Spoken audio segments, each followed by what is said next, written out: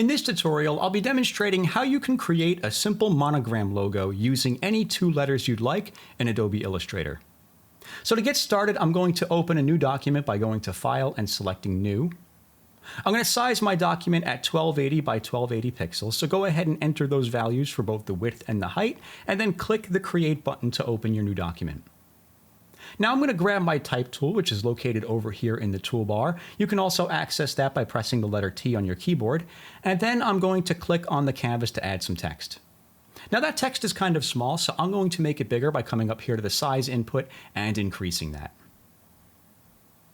And I'm going to change the font by clicking on this font dropdown. And the font I'm looking for is called Winter Condensed Regular. So I'm going to start typing that in, and there's the font. If you don't have this font installed, I'll add a link to the description of the video to where you can download and install a free copy of this font.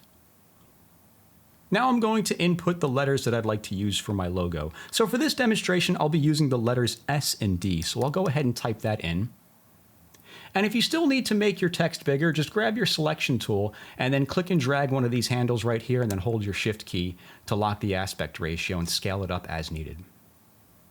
Now we're going to convert this from text to outlines. So I'll come up here to the Type menu and I'm going to select Create Outlines. Then I will go to Object and select Ungroup All. So now I'm going to click off of the graphic to deselect everything, and I'm going to zoom in on these letters. What we want to do now is change the size and form of these letters so that they can intertwine with each other. And to do that, we're going to use the Direct Selection tool, which is located over here.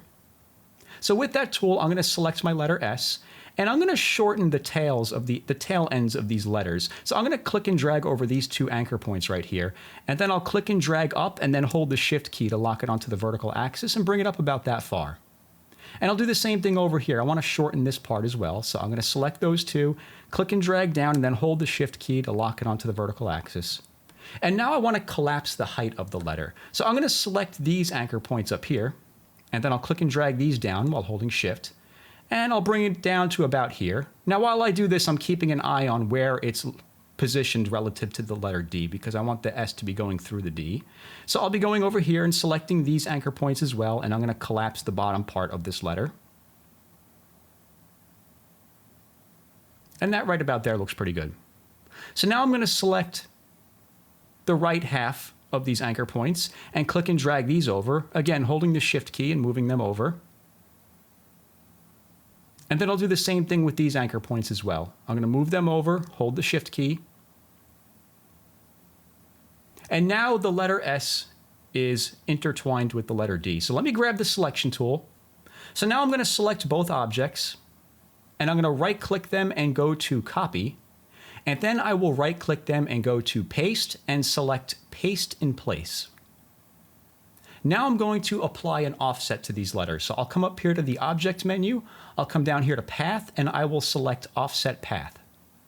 Make sure you tick the preview box in the menu, make sure you have miter selected for the join, and for my offset, I'm going to use a value somewhere between 15 and 20. So I'm going to enter 20 and see how that looks. I'm going to have to toggle the preview to update it.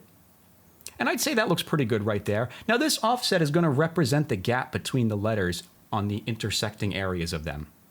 So that's one thing you'll want to keep in mind when you're setting this value. I think 20 looks good for mine, so I'm going to leave it as it is and click OK to apply those changes.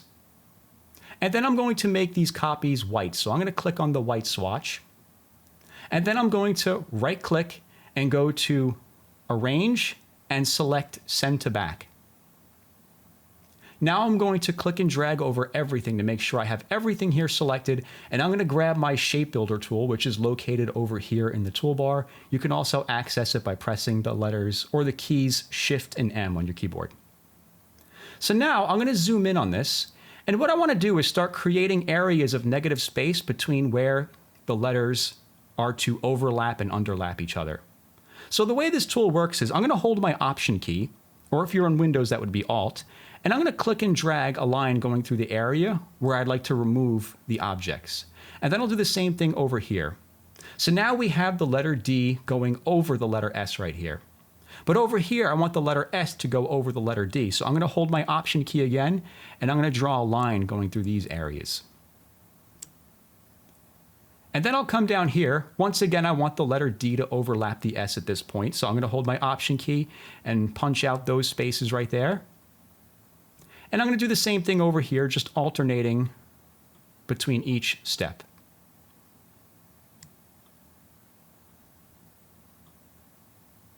And then finally, I'm going to punch out these areas right here. Now, once you're done, you can zoom out to see how everything looks. And I'm going to grab my selection tool now and click off of the graphic to deselect everything. I'm going to click on the space just outside of the black letter and select the white object. It'll be difficult to see until you click it, but you'll know you have it selected when you see the blue bounding box around it. And once you've selected that, let's come over here to the Select menu and choose Same and click on Fill Color. This is going to select all of the white objects on your canvas at once, and now you can just press the Delete key on your keyboard to get rid of them.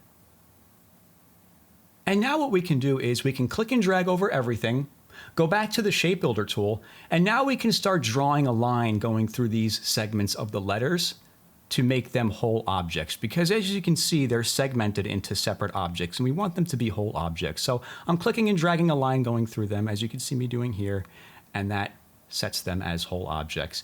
And once you're finished, you can go back to your Select tool, and we are finished. That is how you can create a simple interlocking letter monogram logo using 2 letters in Adobe Illustrator.